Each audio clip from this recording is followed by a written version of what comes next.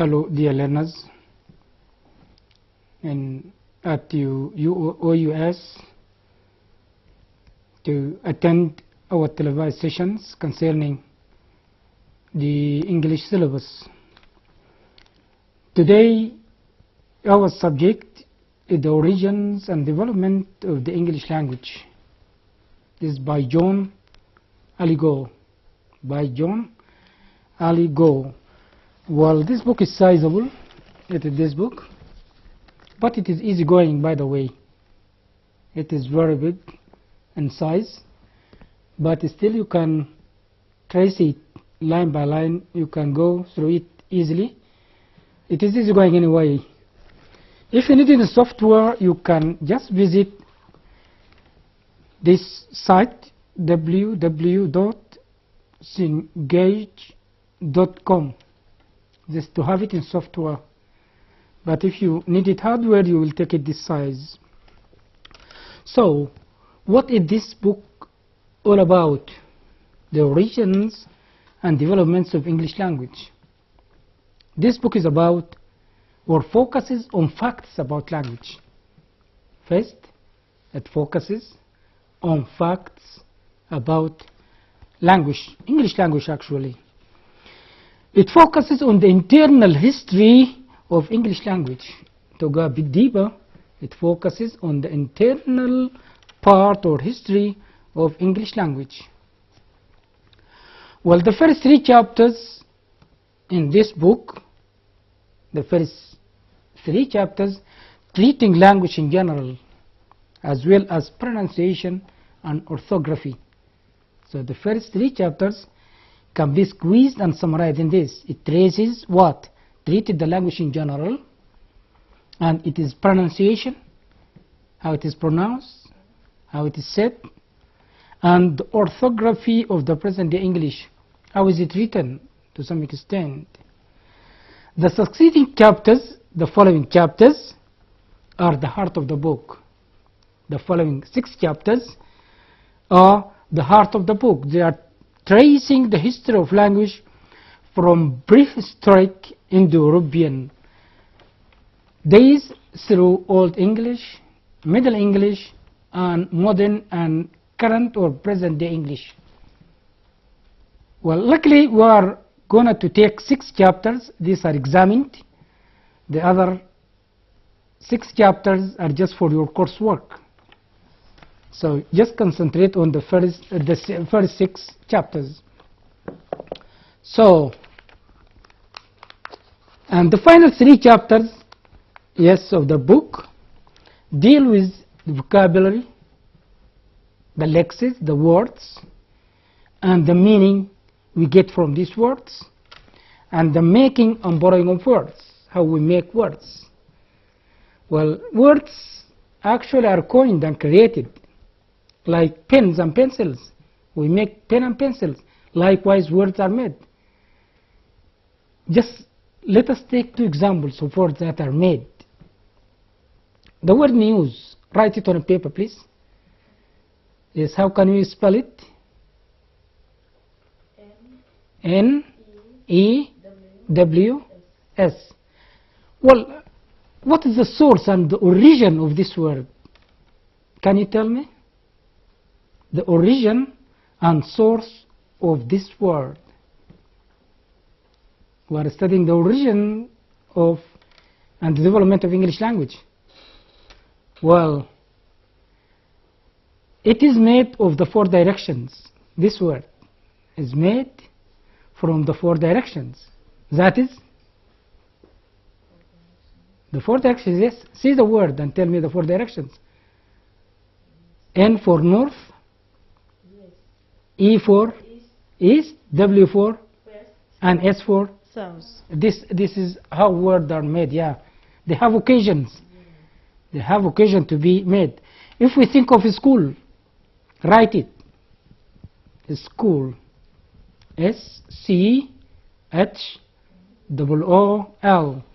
Well, a school is made and composed from these values.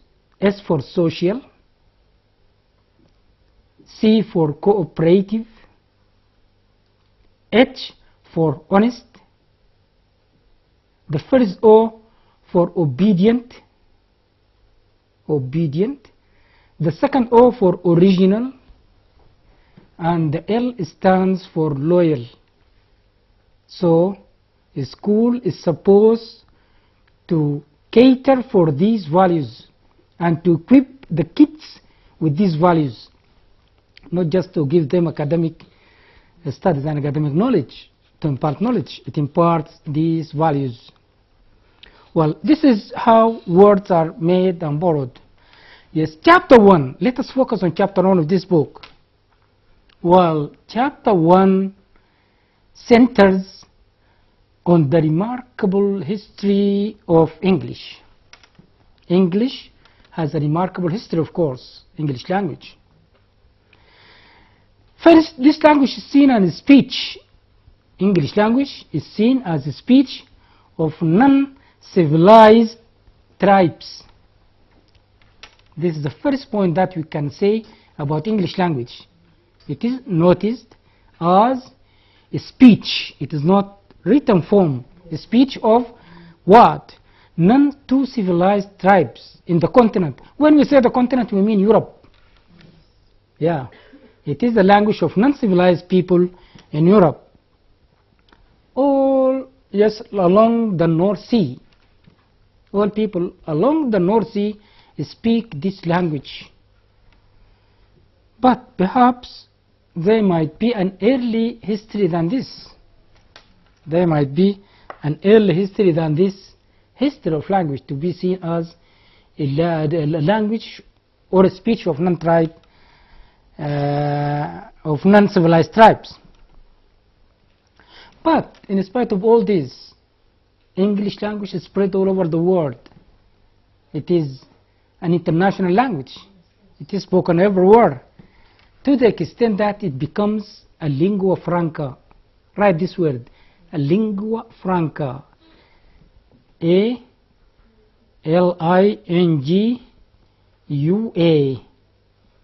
Franca, F-R-A-N-C-E. Lingua franca. When we say a lingua franca, it is a language spoken by so many nationalities. A French person speaks English, an Arabic person still speaks English, one from Nigeria speaks English, one from Cyprus again speaks English, from different countries. So language is a common what? Is a common language that is spoken by all these nationalities. In this case, it is a lingua franca. This is to express the spread of English language. It is spoken everywhere. It is spoken worldwide. Well, why? Why? This is the question that poses itself. The question that poses itself. How does English language become an international language? This part of the history of this language.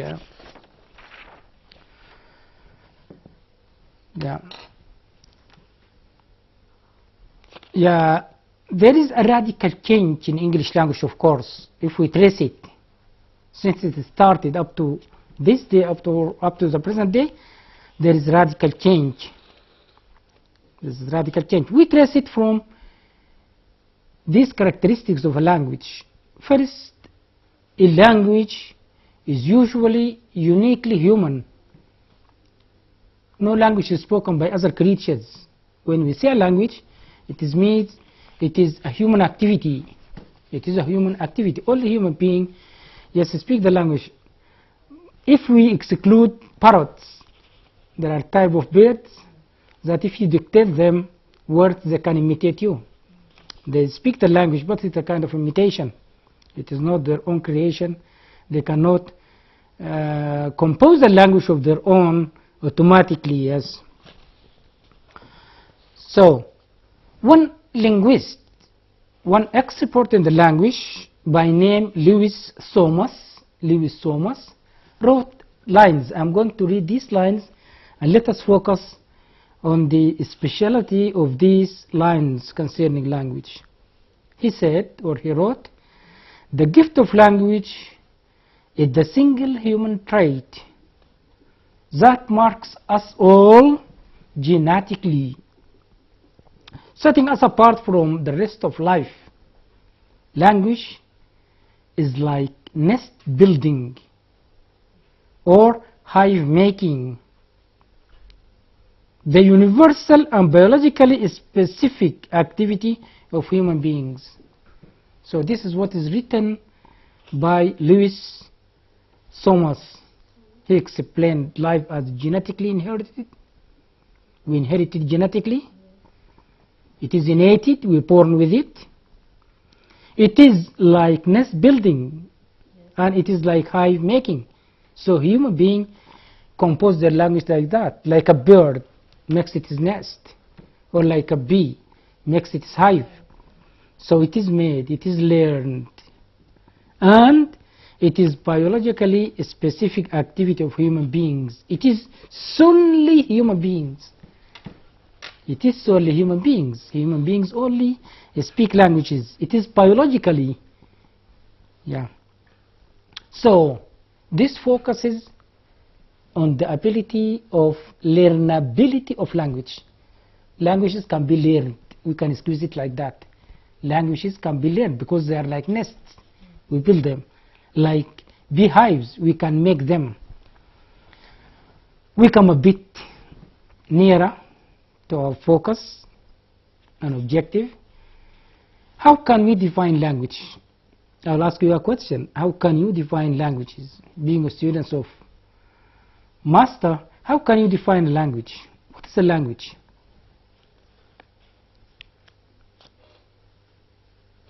Yeah. Okay, maybe language is a specific activity of human being. Excellent, yeah. Yeah. It is a personal activity, human being activity, yeah. Well, scientifically you can say a language is a system of conventional vocal signs by means of which human beings communicate. I will say it again and again. Yes, a language is a system of conventional vocal signs by means of which human beings communicate. Yeah, try to repeat this. Who can tell me this definition of language?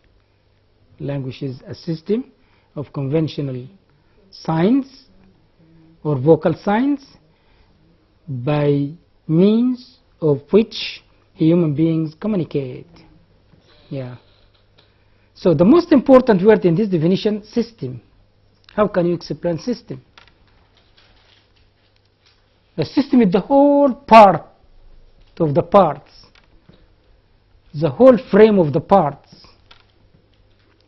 If we look at ourselves, we see that we have heads, fingers and limbs, hands, feet. You see, the collection of all this makes a human being, makes a person. So these parts should work together in harmony. This is what we mean by system. Conventional, agreed upon. We agree this word to mean so. If we say a word dog means the kind of animal that has long tail, it barks, it runs fast, it chases cats and mice. It is here a dog, it is in Algeria a dog, it is in Europe a dog, everywhere it is a dog, because we agreed upon this. Dog means so. So it is conventional, but it's a vocal sign. Language is a vocal sign. It is spoken likely more than to be written. Vocal, we speak it. We express ourselves in speech rather than in written form. So vocal sign. Sign, well, when we say apple, you spell it A-double-P-L-E. Is the word apple an apple is itself? No. It is a word to represent. To represent that piece of fruit which is called what? Apple. So it is the representation of that object. So signs, words are signs in a language. By means, by way, via, this way, human beings communicate, transfer their messages. So it is vocal, it is signs, words to represent the meaning, used by human beings or by persons to transmit what? A message. That is what to communicate. Usually we say human language, we say animals communication. Rather we say the connotation is like that, human language, because we are, yes, as human beings we communicate. We have a conventional kind of language that we speak it. But animals make signs for themselves to communicate. If I tell you a little bit story of bees, how do bees tell their brothers or their kind there is a kind of feast or nectar, for example? There is food in this area. Yeah, by dancing, yeah. They come and dance. There is a certain dance to show the distance of the kind of food. So this is the way they communicate. They tell their rest. So each creature had a way of communication. Okay. So these words are very important: system, sign, vocal, conventional, and human, and communicate to tell the definition of the language. I will go again over the definition of language. Language is a system of conventional vocal signs by means of which human beings communicate. Try to focus on this on your book. It is very important to see the definition of language. Well, language you say as a system. What do you mean by a system? We say the collection of the parts in a whole, to put all these parts in one wide container. Let us think of, for example, the word Adam. Adam. It is composed of 5 letters or 4 letters. Adam, 4 letters. If we take this word as parts, we say A, the name of the letter, the sound of the letter A, or O in some cases. But still, it is meaningless as a phoneme or as one unit. When collecting all these units, they make a system. Adam. We know this sign is taken for someone called Adam. It is a name. It is a label, you see, for this person. This is what we mean by system. We collect these things while impacting the collection, the connecting of these things together to make us, to give us a system.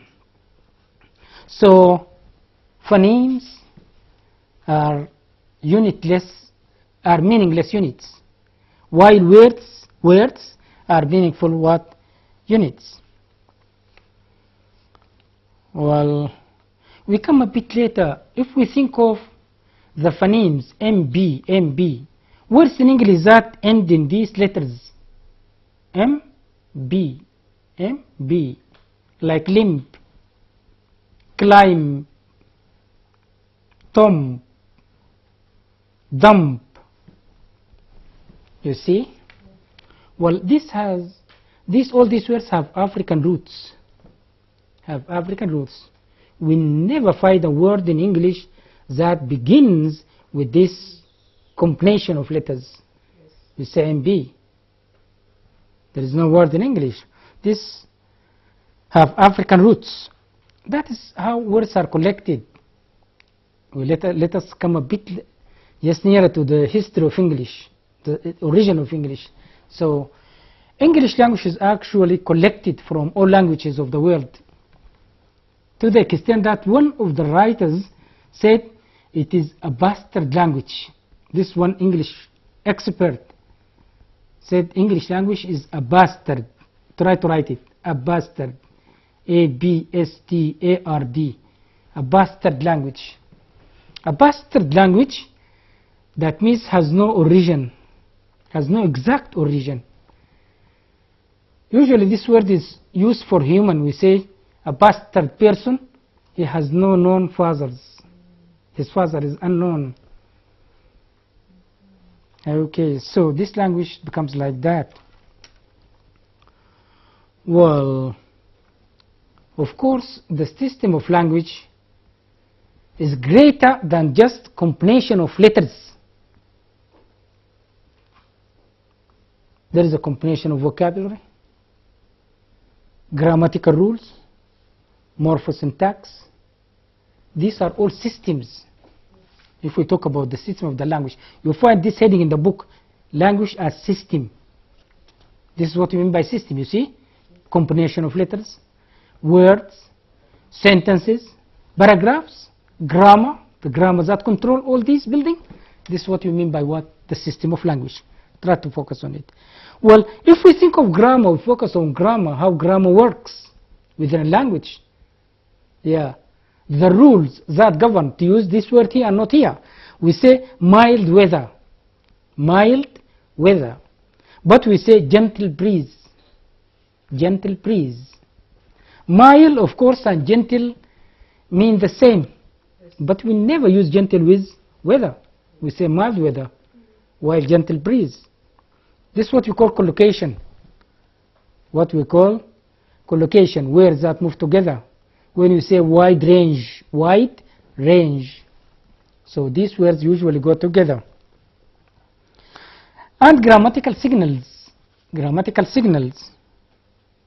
We mean by grammatical signals to make a system of grammar that we talk about the part of speech.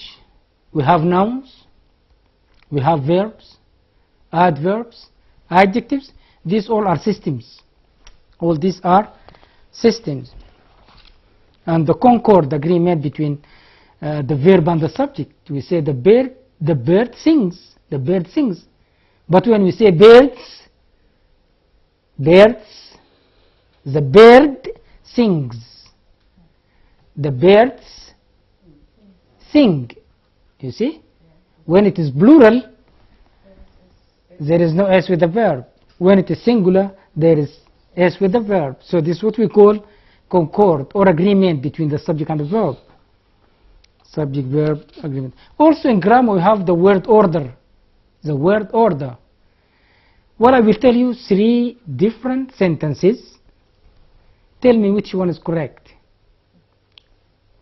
If you can write them, it could be better. Up went the ball. Up went the ball. This number 1. Number 2, the ball went up. The ball went up. Number 3, went up the ball. Went up the ball. So if I ask you which one is correct, it's concerning the order. Number 1, went up the ball went up the ball.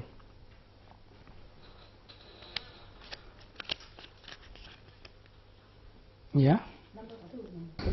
Number 2. The ball went up. The ball went up. Okay. Why do you think this is the correct order? The ball is subject. Yeah. We have subject, verb, and verb. Yeah. Okay. That's very Yes. good. It is logical. Yeah. That's very good. But believe me or not, the 3. Yeah. The 3 are correct. The 3 are correct. Well, this is the thematic language. When we mean the theme of the language, when we talk about the direction, we say number 1, up went the ball, and it is not this direction or that direction, or it is not backwards, or yeah, up. Only one direction is the focus of this sentence. When we say the ball went up, it is the ball and not the balloon and not the paper.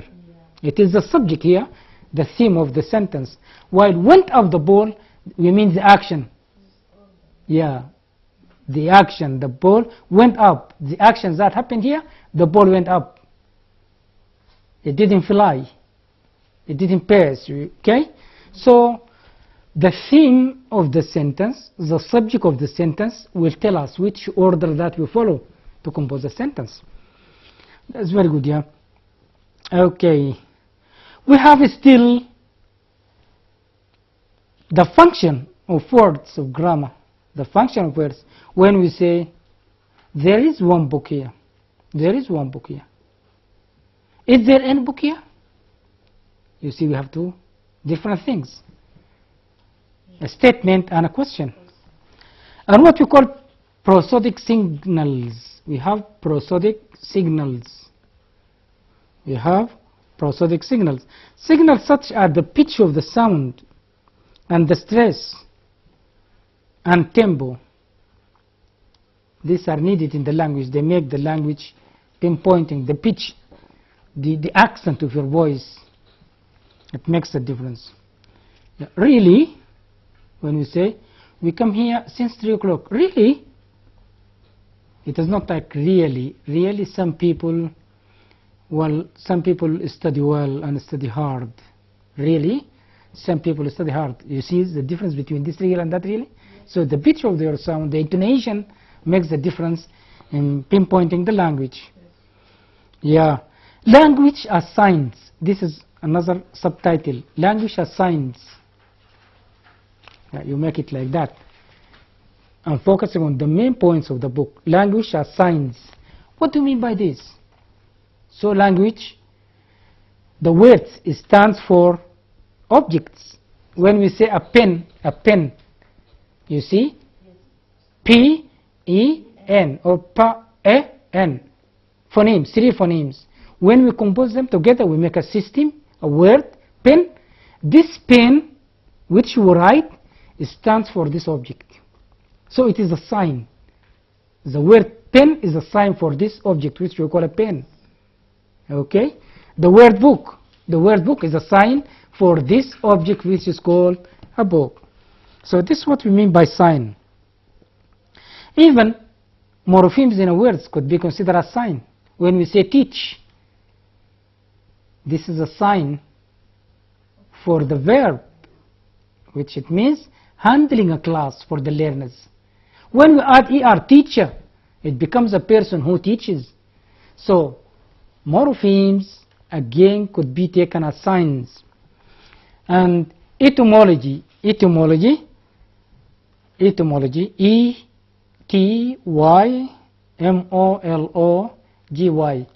When we say etymology, we mean the subject that studies the history of a word. This word is taken from which language and comes to which language. Let us take, for example, the word cat. Cat. The origin of this word is Arabic. It is taken from the word cat.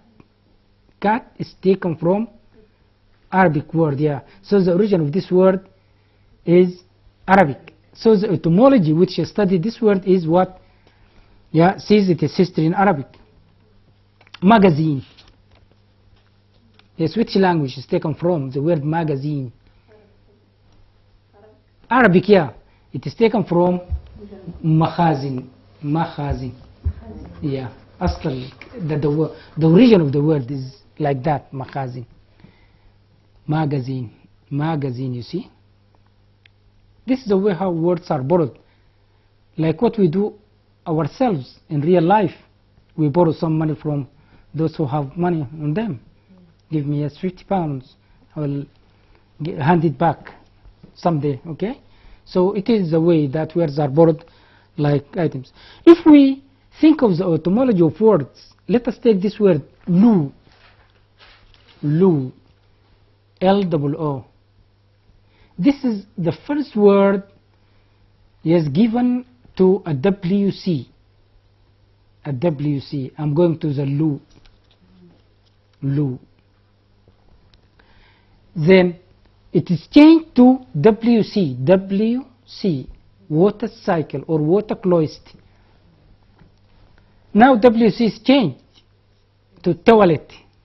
Where are you going? I'm going to the toilet. You see. Likewise, it is changed in Arabic. These words are changed in Arabic. You see, this is a change of words. If we take their historical background, the origin of these words. Each of these words is taken from a different language. Maybe loo is taken from Turkey, while WC is British origin from the Anglo-Saxon, and toilet, this is current English or present English of today. You see how the origin of language is traced, how its words are traced, yes, or the words are traced to get their history. With language as vocal, language as vocal. You see, I am breaking the definition of language.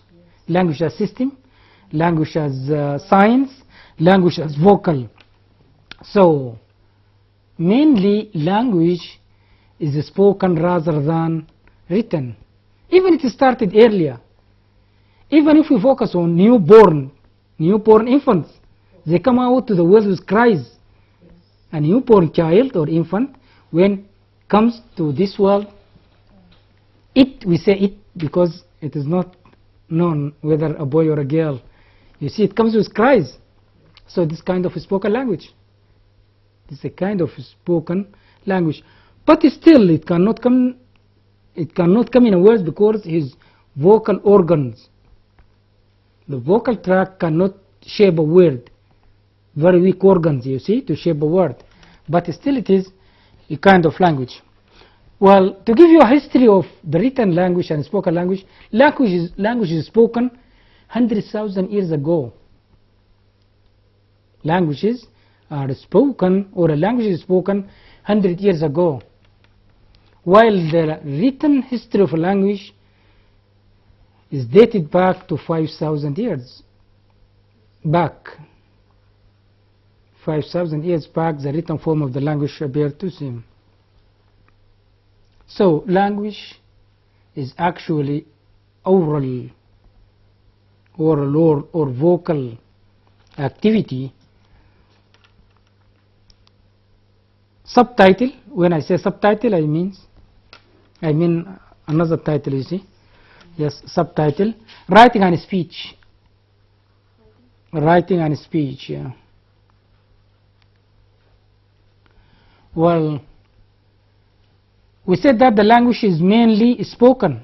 It is mainly spoken activity, but still we cannot stand free from writing. We cannot exclude writing altogether, because sometimes we cannot be present face to face with each other. Sometimes we might be far away and express ourselves in written form. You sent a letter, you sent a message. We are not available altogether. So, in this case, you can write something. When you write, you have to make the utmost effort to explain yourself, to send a message. So, to get your message received, you have to write correctly. Try to write these two sentences with punctuation to see the difference, yes, in meaning between these two written sentences. Woman without her, woman without her, woman without her, comma, man is nothing, man is nothing. This is number one. Yes, who can read it? Without her, man is nothing. That's good. Number two, woman without her man, woman without her man, comma, is nothing. Yeah, you read it? You read this? Woman without her man Is nothing. Is nothing, you see. The punctuation mark is after what? Man. Can you see the difference in meaning between these two sentences? Number one. Number one, what does it mean? Woman without her, man is nothing. Number two, woman without her man is nothing. Which one speaks about woman? Which one speaks about man? Just to come just a bit near. The first one speaks about woman. About woman, yeah. So woman is all in all. Woman is very important. Without this woman, man is nothing. Cannot live without, well, his other part. While number two, woman without her man is nothing, yeah. Okay. So, written form can still pinpoint the meaning of sentences, okay? So the written form, gestures and speech, gesture, or facial expression, gesture, G-E-S-T-U-R-E-S, gestures and speech. Do you think there is any connection between gesture and speech? The way you move your hands, your face, and speech? Yeah. When you shrink your shoulders, you raise your eyebrows, when you widening your eyes. your kind of astonishment, kind of speech. Even they express themselves without any spoken language. You wave someone goodbye. When you wave someone goodbye, you cannot say a word, just you wave your hand like this way. The nod of approving. Yes, yes, yes. The side way, the side movement of the face, yeah, saying no, no. So sometimes we use gesture or facial expression or body language or sign language to express a language, yes, in this way. Language as conventional. Language as conventional. As I told you, yes, language, we are in one universe. We are in one universe. What we speak about here, well, it can be meant in Saudi Arabia. I'm taking a pen in my hand. I can say this same sentence in Saudi Arabia, and they understand that. What is in my hand is a pen. So this is what is conventional, agreed upon at a pen. This one, a book, it is called a book here.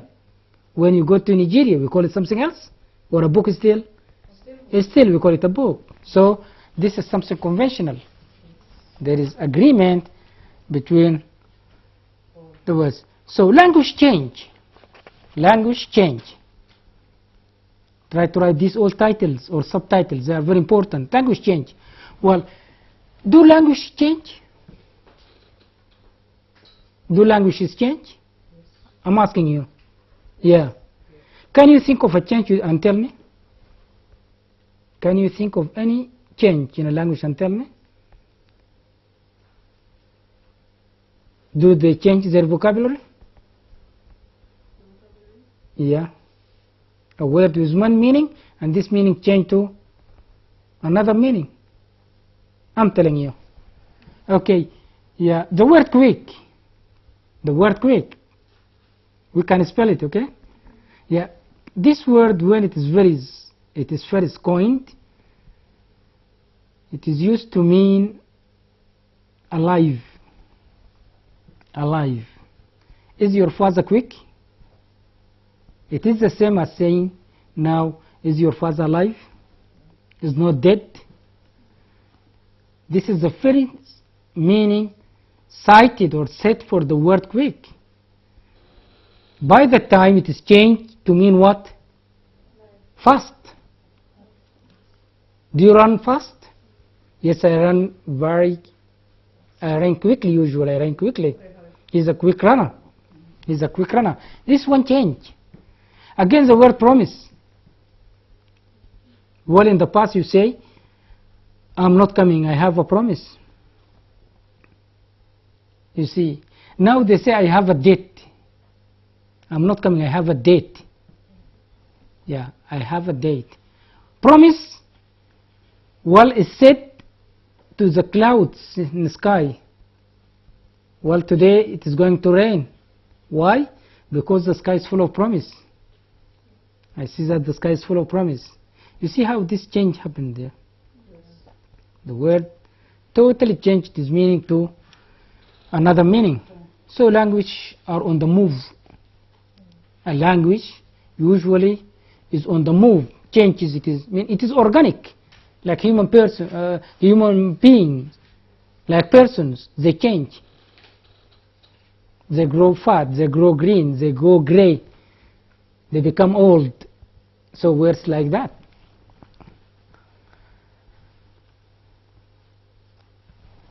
The history of English, tracing the origin of words, the origin of grammar, can be divided into 3 periods. We can trace the history of language, the origin of this language, into 3 different periods. The first period, Old English. You write it, the Old English period. This is the period of the Anglo-Saxon. The Anglo-Saxon. These are ancient invader, yes, for this island. When I say the island, I mean Britain. Yes, ancient invaded to this island around AD, around 450 years AD. So this is the period of Old English. It is dated back to the period of the Anglo-Saxon, which is actually 450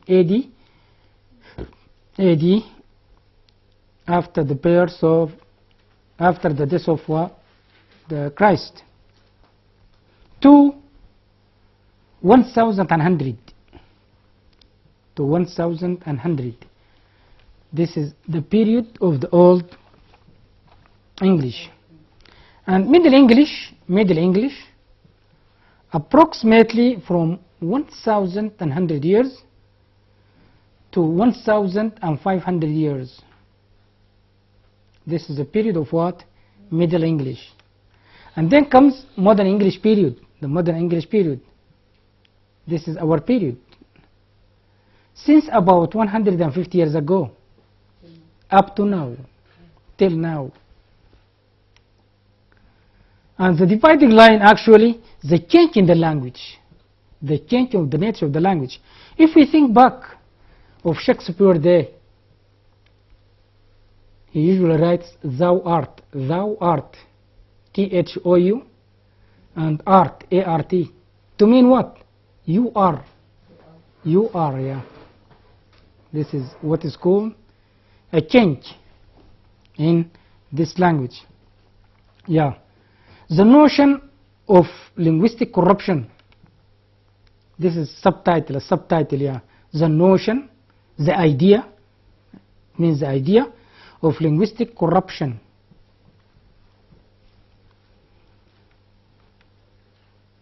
Well, the earlier language is considered pure. It is considered pure. Why? Well, we come later and explain the origin of English is from a divine language, a language sent from God to Adam. This is one definition of scholars, that this language sent from God to Adam. He is the father of all this human being. So it is divine, it is something sacred. Well, so the earlier language is considered pure. We are son of Adam, mutilated and corrupted. Yeah. The earlier language is considered what? Pure, I said. The earlier language is considered pure. This is under the title what? The notion of linguistic corruption. The notion of linguistic corruption. Well, they consider this language, the first coinage of this language is pure. But when using it, by the time we corrupt it, we make it a sort of corrupt. We change in these words. When we say, I'm going to the market, we can say, I gonna to the market, I gonna. Today we say gonna. Yeah. Did you do your exercises? You can say, I wanna do it. Did you do your exercise? I wanna do it. Which means what? I want to do it. So this kind of corruption, this change, we make it in a language, is considered sort of corruption. Well, language variations. The different forms of language. Well, we don't have one kind of language that we follow like a tram line or a train line or a railway line. We have different kind of languages, varieties. Well, do you think it is easy to speak the language of science? The language that doctors speak at hospitals. Is it understandable, intelligible? You cannot understand it. It differs, yes, enormously from the language that we speak in classes as teachers. Yes. So this is one variety. The language of law, if you read it, you find difficulty yes, in making the meaning of this language. And even a dialect, dialects. Dialects are different forms of language. What do you mean by dialect? A language is spoken in a certain geographical area. This is different, yeah. This is different. A dialect is a different form of a language is spoken in a certain place.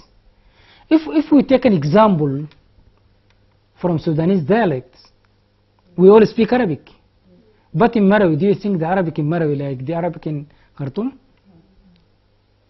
Mashi Karimi, the kind of a different dialect, you see, even it is in intonation.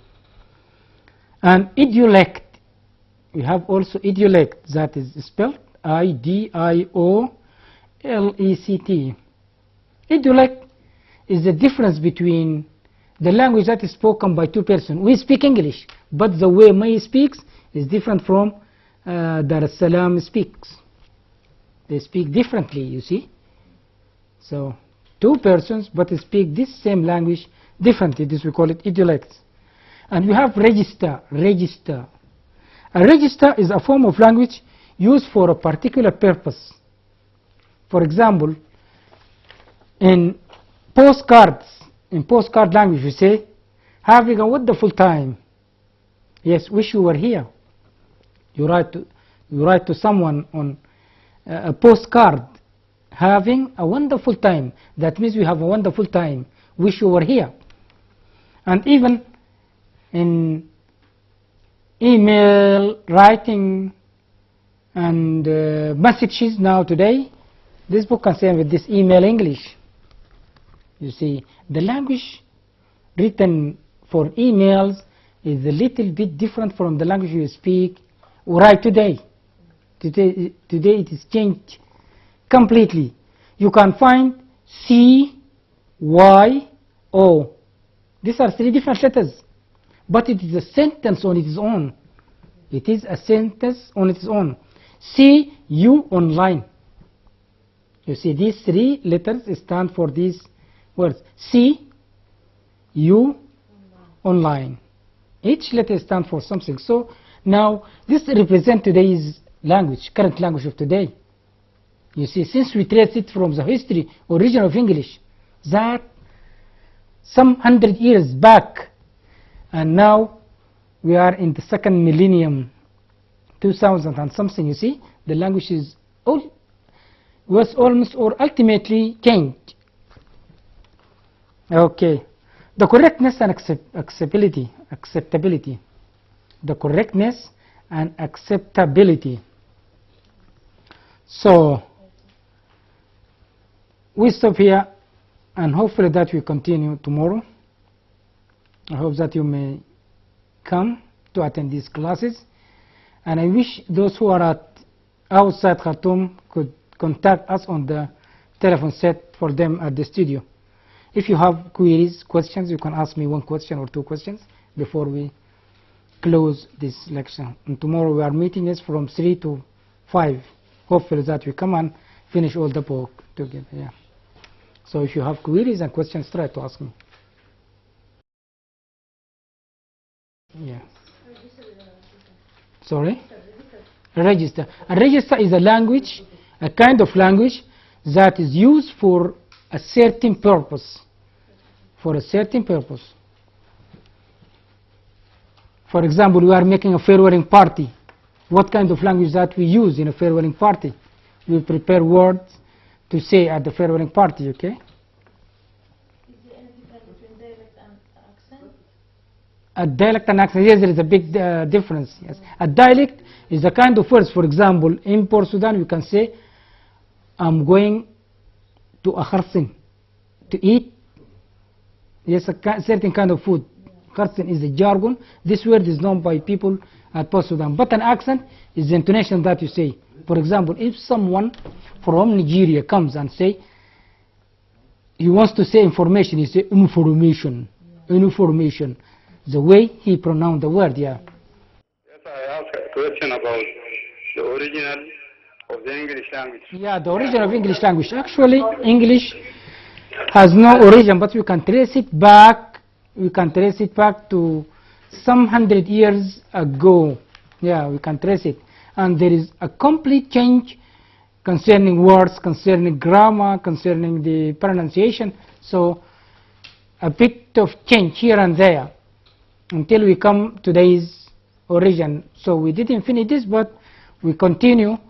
Tomorrow we can get the full explanation of the origin of English language. But up to now, the origin of English can be traced back to some 100,000 years ago. It is mainly spoken rather than written, since it is seen spoken by non-civilized tribes in the continent. When we say the continent, we mean Europe. Thank you very much. Okay, we meet tomorrow at the same time.